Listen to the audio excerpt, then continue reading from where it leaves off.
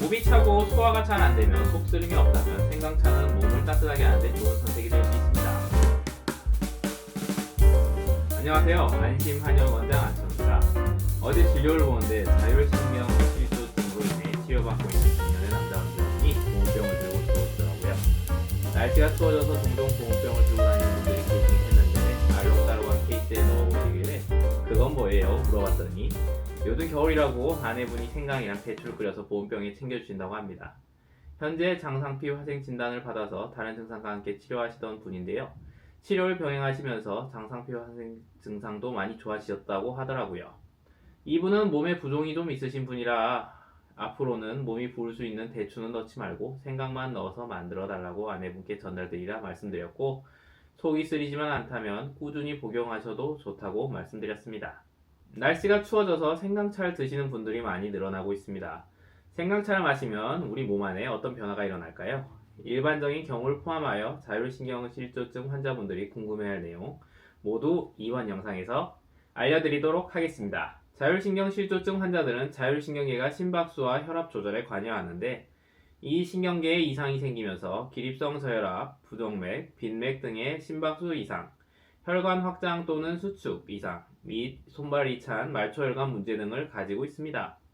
또한 자율신경계가 소화 연동 운동과 조절에도 영향을 미치기 때문에 식후 복부 팽만감이나 속쓰림, 가스가 찬 증상과 과민성 대장증후군이나 장상피 화생, 역류성 식도염 등에 노출되고 고통받는 경우도 많습니다.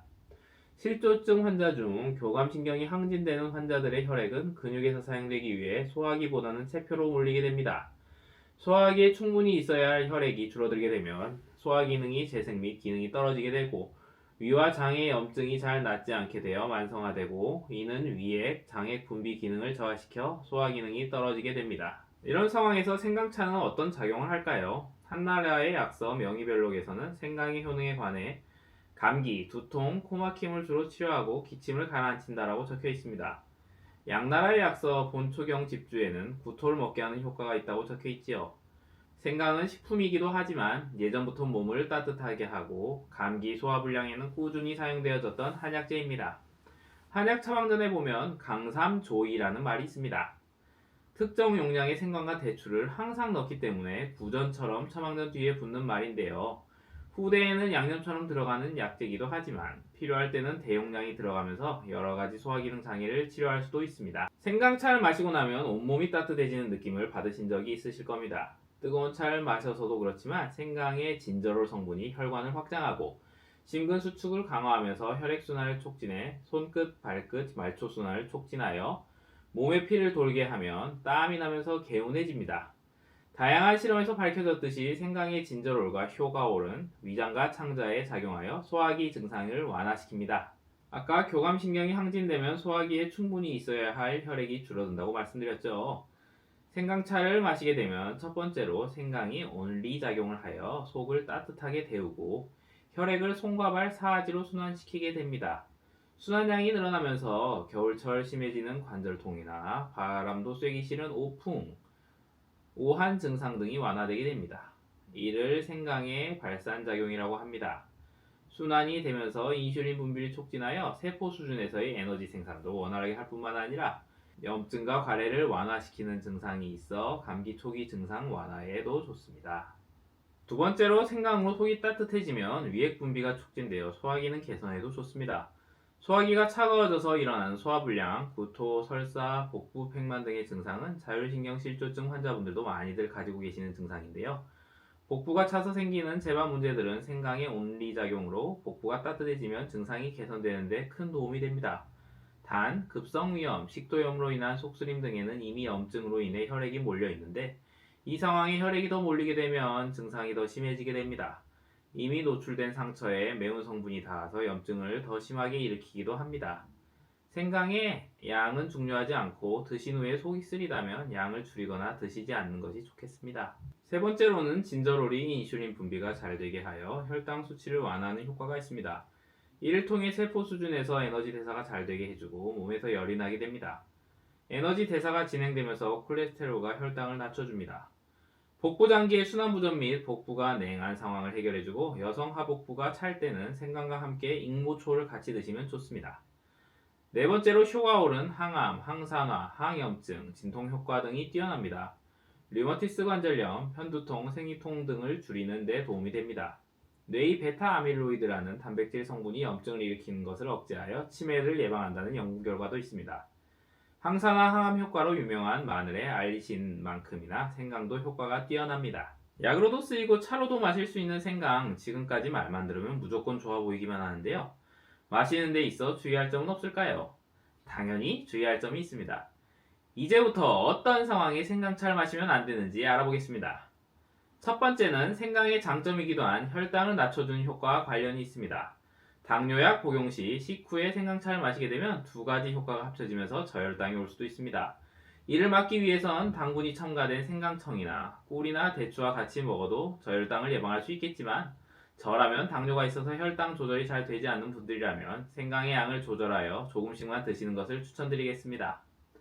생강은 혈당을 낮추면서 몸의 온도를 올리는데 수면 시에 체온이 올라가면 잠이 잘 안 올 수 있습니다. 불면이 있다면 점심 이후엔 생강차를 드시지 마세요. 두 번째로 속쓰림이 있는 경우입니다. 위장에 상처가 있거나 위염, 위궤양 등으로 속쓰림이 있을 때 위산이 과다 분비되면 속쓰림이 더 심해집니다. 생강차를 먹고 난 후 속쓰림이 심해진다면 당분간은 먹지 않는 것이 좋지만 반대로 위장이 따뜻해지고 순환이 살아나게 되면 점액 분비도 증가하고 위장을 보호하는 기능도 향상되기 때문에 속이 냉하여 생긴 위장병이라면 양을 조절하여 조금씩 먹는 것도 좋습니다. 또한 임산부는 자궁을 수축하는 작용이 있어서 드시는 것이 좋지 않습니다. 세 번째는 열이 많은 사람은 복용을 주의하셔야 합니다. 얼굴이 빨갛거나 검으면 일반적으로 열이 많다고 봅니다. 얼굴이 창백하면 몸이 냉하다고 보고 이 경우 생강차를 먹으면 좋다고 말씀드렸죠. 몸에 열이 많은 사람들이 생강차를 오래 먹게 되면 체력이 더 빨리 소모되고 피로감이 더 빨리 증가할 수 있습니다. 혈액이 이미 순환이 잘 되는 와중에 순환이 더 잘 되면서 충혈이 일어나게 되고 이에 피부가려움증, 두드러기, 발진 등이 생길 수도 있습니다. 충혈이 잘 되기 때문에 혈전 용해제를 복용하고 있는 사람이라면 생강차는 드시지 않는 것이 좋겠습니다. 환자분들이 가끔 본인 체질을 이야기하시면서 소양, 태양이는 몸에 열이 많아서 생강 먹으면 안 된다고 하던데 열이 많은 기준이 뭐냐고 물어보십니다. 체질보다는 본인이 일상생활 할 때 더위를 타거나 평상시 더운 게 더 싫다면 몸에 열이 많은 겁니다. 한겨울에도 반팔을 입고 주무시거나 이불 안 덮고 주무시기도 하죠. 겨울철 난로와 난방, 전기장판이 좋으시다면 몸에 열이 많은 것은 아니니 생강차를 드셔도 됩니다. 네 번째 주의할 점은 생강은 잘 상합니다. 한번 상하면 사프롤, 아플라톡신과 같은 가열해도 안 없어지는 독성 물질이 생기기 때문에 조금이라도 썩은 부분이 발견된다면 버리시는 것이 좋습니다. 이렇게 몸에 좋은 생강 어떻게 먹어야 할까요? 신선한 생강을 얇게 슬라이스하여 찜기에 골고루 올린 후 중불에서 20분간 찌거나 식품 건조기에 말리면 됩니다. 찌거나 말린 생강을 물에 넣고 10분에서 15분만 끓이면 몸에 좋은 생강차가 완성됩니다. 너무 오래 끓이면 정유 성분이 다 날아가 버리니 시간에 유의하세요. 생강은 껍질과 육질의 성질이 다릅니다. 껍질은 성질이 차고 몸의 부종을 제거하는 효과가 있습니다. 오늘 이 작용은 육질의 효과올과 진저로를 통해 일어나기 때문에 몸을 따뜻하게 하는 것이 목적이라면 껍질을 제거하고 드세요. 생강에는 진저롤이 많고 생강을 가열하여 말리게 되면 효과올이 상대적으로 많아집니다. 자주 드시려면 생강을 말린 후에 가루를 내서 생강 가루로 만들어 놓고 조금씩 따뜻한 물에 타서 드시면 됩니다. 마지막으로 생강과 궁합이 잘 맞는 조합도 추천드리겠습니다. 첫 번째는 꿀입니다. 꿀의 단맛이 생강의 매운맛을 중화시켜 마시기 편하게 해줍니다. 생강청 등도 저렴한 당으로 만드는 경우가 많기 때문에 주의하시고 설탕이든 시중에서 파는 차는 드시지 마세요. 그 중에선 천연꿀이 그나마 낫고 그마저도 당뇨나 대사증후군이 있다면 꿀은 빼고 생강만 드시는 것이 좋습니다. 두 번째는 계피입니다.